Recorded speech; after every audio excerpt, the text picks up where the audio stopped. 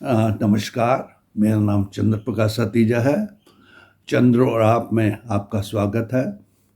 मेरी आपसे प्रार्थना है कि मेरे इस वीडियो को ज़्यादा से ज़्यादा लाइक कीजिए, शेयर कीजिए और सब्सक्राइब कीजिए।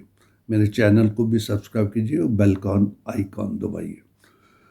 देखिए, पीछे मैंने जो ज़िक्र किया था, 2 यूपीए का जो रूल था, यूपीए 1, और उसमें मतलब है कि 2 चीज़ें सबसे ज़्यादा कॉमन थी।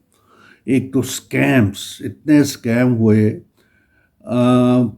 मोर देन 15 स्कैम्स हुए, major scams during UP 1 and UP 2। और bomb blast, mass shooting, riots, ये तो डेली हर महीने देश के किसी न किसी कोने में होते रहे। तो पिछली बार मैंने जो है 2 स्कैम का जिक्र किया था। 2G का स्कैम का, जिसमें ए राजा और जो करुणानिधि की बेटी है, उनको सज़ा भी हुई थी और काफ़ी साल केस चला था, लेकिन बाद में खैर छूट गए थे। तो उसमें तो 1.76 लाख करोड़ का घपला हुआ था, लॉस हुआ था गवर्नमेंट को। अब उसी टाइम पे जो एक और 2010 में कॉमनवेल्थ गेम्स का स्कैम हुआ था, जिससे देश को बहुत एम्बैरेसमेंट हुई और बहुत ज़्यादा एक किस्म से इंटरनेशनल, क्योंकि नेचुरली कॉमनवेल्थ गेम्स थे तो सब इंटरनेशनल मीडिया की अटेंशन थी। तो देश के लिए एक बहुत बड़ा स्कार था हमारी छवि पे, इंडिया की छवि पे, कि ये गेम्स, कॉमनवेल्थ गेम्स प्रॉपर नहीं करा सकते, या मतलब कि मेजर करप्शन है। तो पहले उसी की बात करते हैं कि 2010 में कॉमनवेल्थ गेम्स इंडिया को अलॉट हुए थे, तो इंडिया ने दिल्ली में वो कॉमनवेल्थ गेम्स का अरेंज किया था। और सुरेश कलमाडी जो थे, वो चेयरपर्सन थे। ये जो कमेटी थी, ऑर्गेनाइजिंग कमेटी, जिसका कि जो हर्षद मेहता का स्कैम था उससे भी आउट परफॉर्म कर गई। और इसमें 70,000 करोड़ का मतलब है कि घपले हुए। जो एक शत्रुघ्न सिन्हा ने एक कालीचरण फिल्म का डायलॉग था कि आज के ज़माने में तो बेईमानी एक ऐसा धंधा है, रह गया है, जिसमें ईमानदारी के साथ जिसको किया जाता है। मतलब है कि बेईमानी ऐसा धंधा है कि जिसको बहुत ही ईमानदारी से किया जाता है और पूरी इसमें कंसल्टेशन से। उस टाइम हमारे प्रधानमंत्री तो मनमोहन सिंह थे, जो कि गांधी के 3 बंदर जो थे उसको फॉलो करते थे। देश के चौकीदार होते हुए भी मुंह बंद, कान बंद, आंखें बंद। तो ये जो हर तरफ से इसमें इतनी करप्शन थी। स्विस टाइमिंग जो कॉन्ट्रैक्ट था वो 141 करोड़ का दिया गया, जो कि सिर्फ हाई बाई 95 करोड़, मतलब है कि ओनली 46 करोड़ का था और उसमें घपला 95 करोड़ का हुआ। 141 करोड़ कंपनी को दिए गए। ऐसे ही ब्रॉडकास्टिंग नेटवर्क था, इस्टेब्लिश किया गया, जो कि HCL इन्फोसिस को दिया गया, जो कि नोएडा में इस्टेब्लिश था, और 400 करोड़ का घपला उसमें किया गया। और एक फुट ब्रिज बनाया गया था। फुट ब्रिज वहीं पर ही उसी टाइम पे नियर द मेन इवेंट वहाँ वो कलैप्स कर गया। और इंडियन एथलीट्स को जो कि मकान रहने के लिए दिए गए थे, वो इतने शैबी और मतलब कि शॉडी थे कि उसका बजट, मतलब जो 1620 करोड़ का बजट था, लेकिन वो उनको रीलोकेट करना पड़ा। सभी जितने इंडियन एथलीट्स हैं उनको और जगह पर शिफ्ट करना पड़ा। इतने गंदे मकान बने थे। और इवन पूरी दुनिया में, न्यूजीलैंड में, वहाँ पर भी इसकी बड़ी मतलब बेइज्जती हुई थी। और इवन शीला दीक्षित जो है हमारी उस टाइम चीफ मिनिस्टर थी दिल्ली की, उनका नाम भी बड़ा बेअदबी से लिया गया। दीक्षित को दीक्षित ऐसा कहा गया। और दिल्ली गवर्नमेंट ने जो बसें परचेज की थी वो 60 लाख एक बस की पेमेंट की गई, जो कि सिर्फ 40 लाख की थी। और एक बैलून कोच सर्विसेज है जो कि शुरू में इसके लिए गेम्स के लिए किया जाता है, उसका भी कॉस्ट 70 करोड़ उनको कंपनी को पे किया गया, जो 40 करोड़ था। तो मतलब है कि हर चीज़ में घपले घपले। और पूरा ये जो मेन था ऑर्गेनाइजिंग कमेटी, तो सुरेश कलमाडी और उसकी टीम जो थी, केस भी चले, कुछ उनको कंपनसेशन गवर्नमेंट को वापस भी करना पड़ा। But it was a real embarrassment for the country in the whole world. अब हम बात, इवन मनी शंकर अय्यर जो कांग्रेस के एमपी है, उन्होंने भी इसको काफ़ी क्रिटिसाइज किया था कि इतना गलत। तो शीला दीक्षित पे भी काफ़ी चार्जेस लगे थे। और ये तो एक वन ऑफ द स्कैम था। वैसे तो 15 स्कैम टोटल हुए थे, जिसमें मैंने 2G का पहले जिक्र किया, और एक कोल स्कैम हुआ था जिसमें मैंने तो उसका थोड़ा सा ही जिक्र किया। सुबोध कांत साहे के भाई को सुबोध कांत साहे के कहने पे दिया गया था। बाद में सुप्रीम कोर्ट ने 204 कोल ब्लॉक्स के एलोकेशन को कैंसिल कर दिया। हर एक में हेरा फेरी बदमाशियाँ थी। और एक सबसे बड़ा जैसे कॉमनवेल्थ गेम्स था, ऐसे ही देवास मल्टीमीडिया स्कैम था, जिसमें एक इसरो की कोई ऑफिसर थे चंद्रशेखर, उन्होंने कंपनी बनाई अंतरिक्ष देवास मल्टीमीडिया, जो कि इसरो की जो एक कमर्शियल कंपनी के साथ मिलके, तो उसको जो एक मतलब है कि स्पेक्ट्रम दिया गया, वो सिर्फ 1000 करोड़ से भी कम में दिया गया, जिसकी कीमत मतलब कि इतनी ज़्यादा कीमत थी कि उसको 2 लाख करोड़ की कीमत थी, जिसको कि 1000 में दिया गया। ये 2005 में अंतरिक्ष कॉर्पोरेशन को commercial arm of the Indian space research entered multimedia contract with startup था एक किस्म से। द डील इन्वॉल्व लीजिंग करनी थी एस बैंड की ऑन इसरो सैटेलाइट्स और सैटेलाइट 6 GSAT-6 फॉर 12 years पे लीज थी टू प्रोवाइड मल्टीमीडिया सर्विसेज। इसमें कई कंट्रीज जो थी इन्वॉल्व थी, जिसमें फ्रांस भी, ऑस्ट्रेलिया, जर्मनी और अमेरिका तक इन्वॉल्व थे। तो मतलब है कि इस डील ने हिंदुस्तान की रेपुटेशन को तार तार कर दिया। 2011 में यूपीए गवर्नमेंट ने इस डील को कैंसिल कर दिया, लेकिन इंटरनेशनल कोर्ट ऑफ आर्बिट्रेशन या इंटरनेशनल कोर्ट ऑफ जो है उसके केसेस चलते रहे। तो कहीं पर 101 मिलियन डॉलर किसी को वो दिया गया कंपनसेशन, और 1.2 बिलियन डॉलर भी कंपनसेशन देवास मल्टीमीडिया को मिला आर्बिट्रेशन ट्राइब्यूनल ने।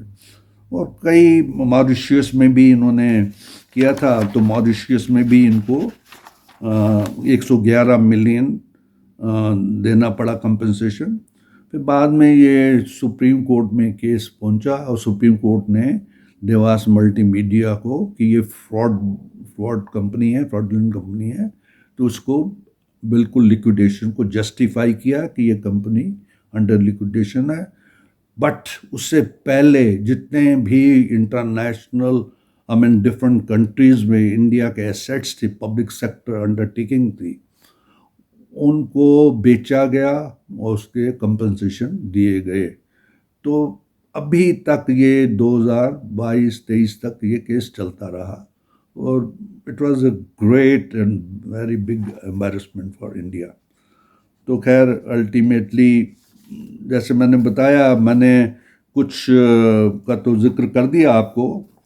इसके अलावा जो स्कैम हुए थे, एक आपको याद होगा कि आईएनएक्स मीडिया स्कैम था, जिसमें कि चिदम्बरम ने एक इंद्रानी मुखर्जी को फॉरेन एक्सचेंज कई मिलियंस ऑफ डॉलर की फॉरेन एक्सचेंज दी थी और उसके बदले में जो इंद्रानी मुखर्जी है उन्होंने वट एवर कंपनसेट किया चिदम्बरम को। इवन खैर कई गलत काम भी मतलब इंद्रानी मुखर्जी चिदम्बरम के हुए और अल्टीमेटली इंद्रानी मुखर्जी तो किसी और चार्जेस में जेल भी चली गई और चिदम्बरम को भी 106 डेज में जेल में रहना पड़ा था ये मोदी गवर्नमेंट के दौरान। खैर वो छूट गए थे बाद में 106 दिन के बाद।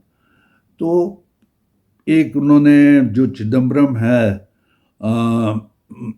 एक फॉरेन कंपनी को ये प्रिंट इंडियन जो प्रिंटिंग नोट्स हैं उसके लिए कॉन्ट्रैक्ट दिया था। वो कंपनी ब्लैक लिस्ट हो चुकी थी जब ये हमारे प्रणब मुखर्जी बने थे फाइनेंस मिनिस्टर, तो 2010 में उन्होंने उस कंपनी को ब्लैक लिस्ट कर दिया था। और ये 2005 में भी चिदम्बरम ने उस कंपनी को हायर किया और बाद में फिर दोबारा जब फाइनेंस मिनिस्टर बने चिदम्बरम, उन्होंने फिर उस कंपनी को एंगेज किया। वो काउंटरफिट नोट, वो सेम पेपर जो इंडिया को मिलते थे वही पाकिस्तान को भी मिलते थे और भी कई जगह पर। तो पाकिस्तान पूरी जो काउंटरफिट करेंसी जाती थी जिससे उसकी इकॉनमी चल रही थी।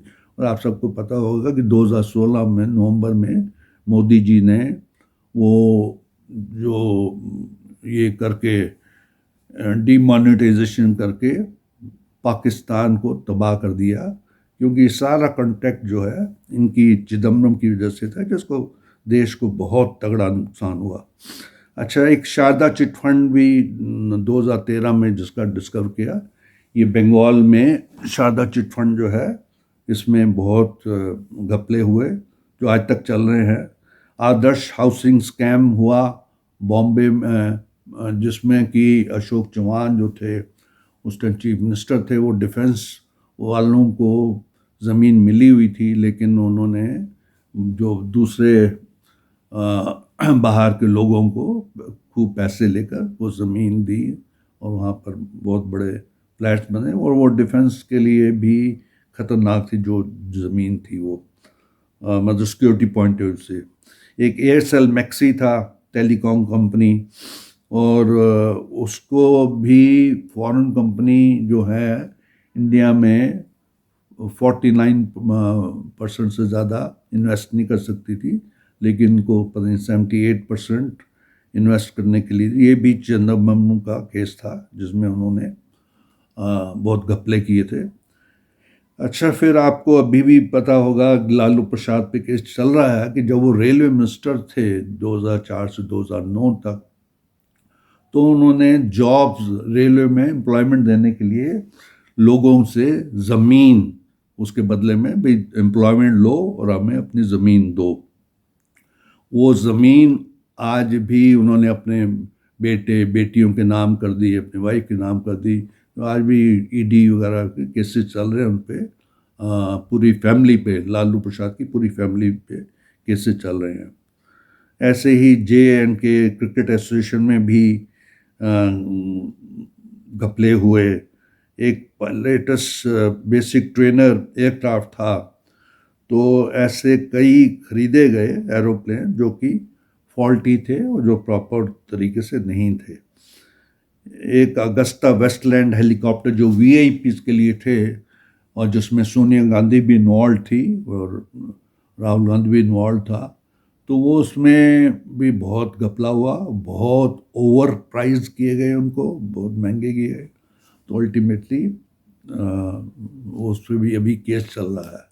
एक टाटा ट्रक कंपनी थी जिसने आर्मी को ट्रक देने थे, वो भी मतलब ओवर प्राइस तो किए ही गए, और साथ में उसमें क्वालिटी भी उनकी ठीक नहीं थी।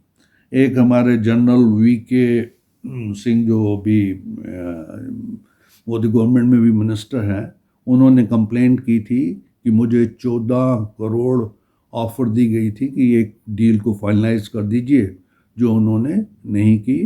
तो अल्टीमेटली वो बाद में उस पर भी केस चल रहा है।